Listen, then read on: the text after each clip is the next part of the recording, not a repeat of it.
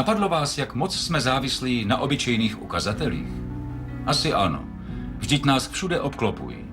Archie Moore je typ člověka, který zná nazpaměť ulice i jejich číslování. Tento rodák ze Sydney je mořeplavcem moderní doby, který se na pouti k cíli neřídí hvězdami, ale ukazateli. Přesto ho na cestě čeká důležitá lekce. Neznámo vyznačeno nebývá. Odbočka do neznáma.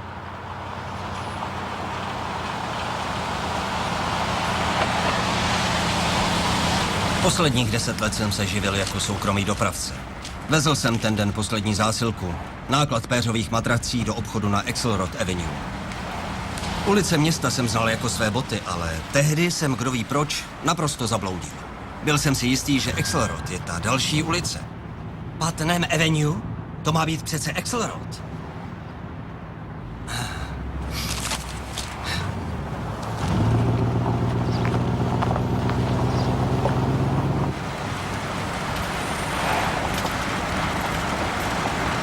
Kam se podělá? Oh!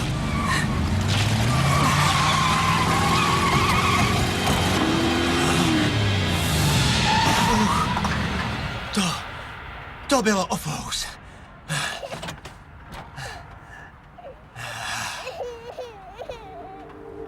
Co ten pláč?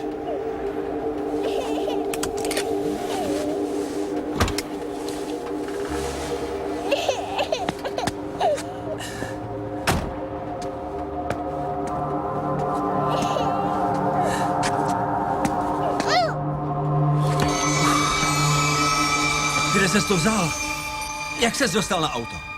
Vypadl jsem z okna. To si děláš srandu. Vypadl jsi? Ty jsi spadl tam ze zhora? A není ti nic? Neublížil jsi? Tak to jsem rád. Měl jsi pořádnou kliku. To je... teda vejška. Jak se jmenuješ? Jmenuje se Clayton. Clayton Fitz. Kdo jste? Jimmy. Dělám domovníka. Claytone, co tu děláš? Spadl jsem. Prej spadl z okna a dopadl na ty madrace. Co? Blbost. Já vím. Vypadl jsi z toho okna? Tak vidíte. Nebýt té staré paní, tak bych sem nikdy nezabočil. Měl bys jí být vděčný. Jaké paní?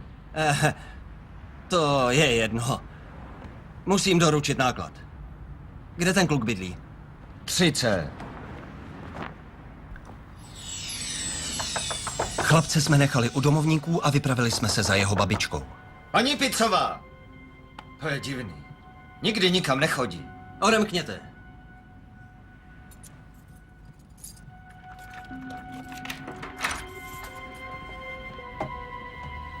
Paní Pizzová! Paní Pizzová! Paní Pizzová!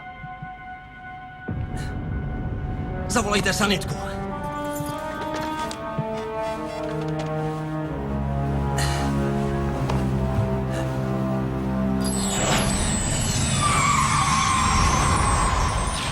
To ne. Jak to?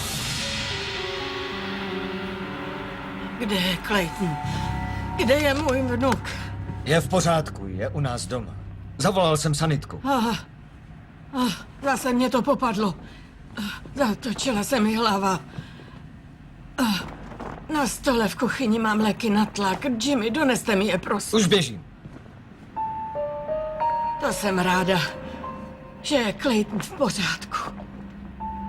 Promiňte, ale nebyla jste před chvílí dole a nemávala na mě?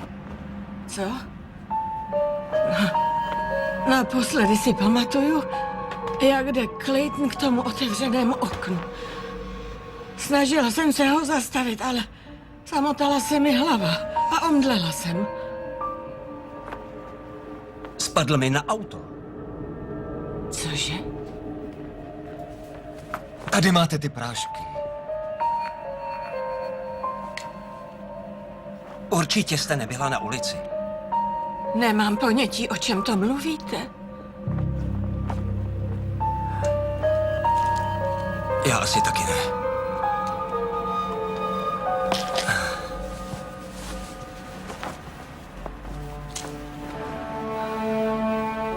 Už musím běžet. Jo. Díky. Kdo to byl? Nevím.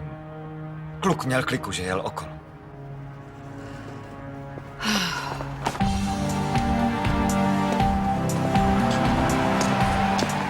Hlava mi šla kolem z toho, co se stalo. Určitě to byla Claytonova babička, kvůli které jsem strhnul řízení. Kdybych nebyl zrovna v tu chvíli pod oknem, malý Clayton by se nejspíš zabil. Bylo toho na mě nějak moc. A to všechno jen proto, že jsem poprvé v životě zabloudil. Navíc jsem musel doručit náklad a pořád jsem ještě netušil, kde najdu Axelrod Avenue.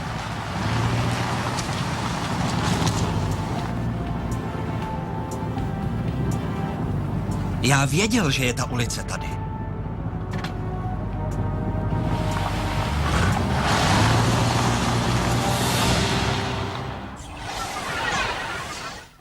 Dá se tohle nějak vysvětlit? Mohla být Claytonova babička na ulici, aby svého vnuka zachránila? Nebo se tam objevila paní, která vypadala stejně jako ona? Nebo třeba Archieho šálil zrak? Konec konců vždyť přehlédl ukazatel. Je příběh o chlapci, který přežil hrozný pád, pravdivý? Nebo vás máme zapadlé na hlavu? To se dozvíme